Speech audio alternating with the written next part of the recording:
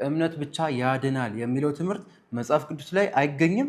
ማርቲን ሉተር ጋር ግን ይገኛል ማለት ነው። አንድ ሰው በእምነት ብቻ ይድናል ማለት ቁርባን አያስፈልገኝም፣ ጥምቀት አያስፈልገኝም እያለ ነው። ቅዱስ ጳውሎስ ግን እንደዚህ የሚል ሐሳብ የለውም ማለት ተራሮችን እስካፈልስ ድረስ እምነት እንኳን ቢኖረኝ ፍቅር ግን ከሌለኝ ከንቱ ነኝ ብሎ ይናገራል ማለት ነው። ማርቲን ሉተር ደግሞ ሰው ያለ ሕግ ስራ በእምነት ብቻ የሚል ቃል በመጨመር ሰው ያለ ሕግ ስራ በእምነት ብቻ እንዲጸድቅ እንቆጥራለን ብሎ ጽፎ ነበር ራሱ በተረጎመው መጽሐፍ ላይ ማለት ነው።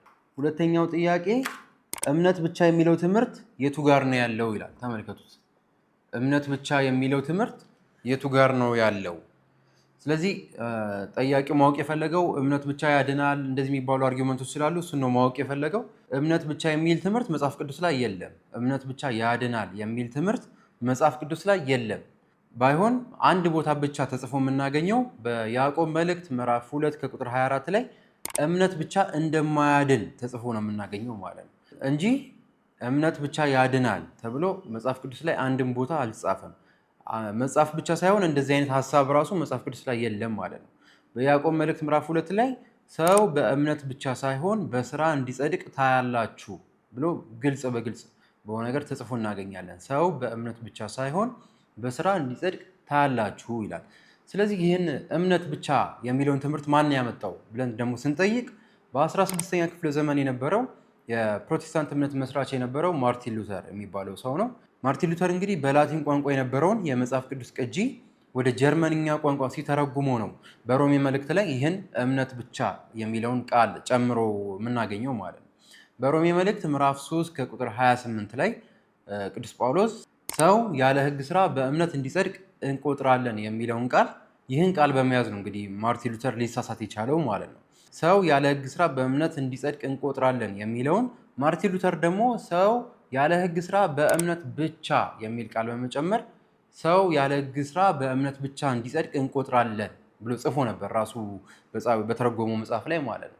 ስለዚህ ማርቲን ሉተር ይህን ቃል በመያዝ የሮሜ መልእክት በእምነት ብቻ የሚለውን ቃል ከጨመረ በኋላ የያዕቆብን መልእክት አጥብቆ ነበር የሚጠላው። ለዛ ነው ኤፒስትል ኦፍ ስትሮ የሚለው የገለባ መልእክት ነው የያዕቆብ መልእክት፣ ከመጽሐፍ ቅዱስ ውስጥ መኖር የሌለበት መጽሐፍ ነው ይል ነበረ።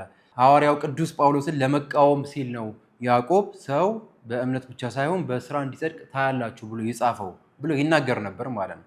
እና እነሱ ከሚያስተምሩበት ከነበረው ዊተንበርግ ከሚባሉ ዩኒቨርሲቲ እናስወጣው ይላቸው ነበር። ይህን የያዕቆብን መልእክት ከዊተንበርግ እናስወጣው ይላቸው ነበር። ስለዚህ ማርቲን ሉተር የሕግ ስራ ምን እንደሆነ ራሱ ስላልገባው ቅዱስ ጳውሎስ ያለውን ቃል በመያዝ ሰው ያለ ሕግ ስራ በእምነት ብቻ እንዲጸድቅ እንቆጥራለን ሲል የተናገረው። ቅዱስ ጳውሎስ ግን የሕግ ስራ የሚላቸው የብሉይ ኪዳን የመንጻት ስርዓቶች፣ ግርዛት ስርዓቶች እነዚህ የመሳሰሉትን ነው እንጂ እኛ ክርስቲያኖች የምንሰራው የእምነት ስራን እንዳልሆነ በጣም ግልጽ የሆነ ነገር ነው ማለት ነው። ማርቲን ሉተር ግን ይህ የሕግ ስራ የተባለው ምን እንደሆነ ስላልገባው ለዛ ነው በእምነት ብቻ ሰው ይድናል ብሎ ማስተማር የጀመረው ማለት ነው።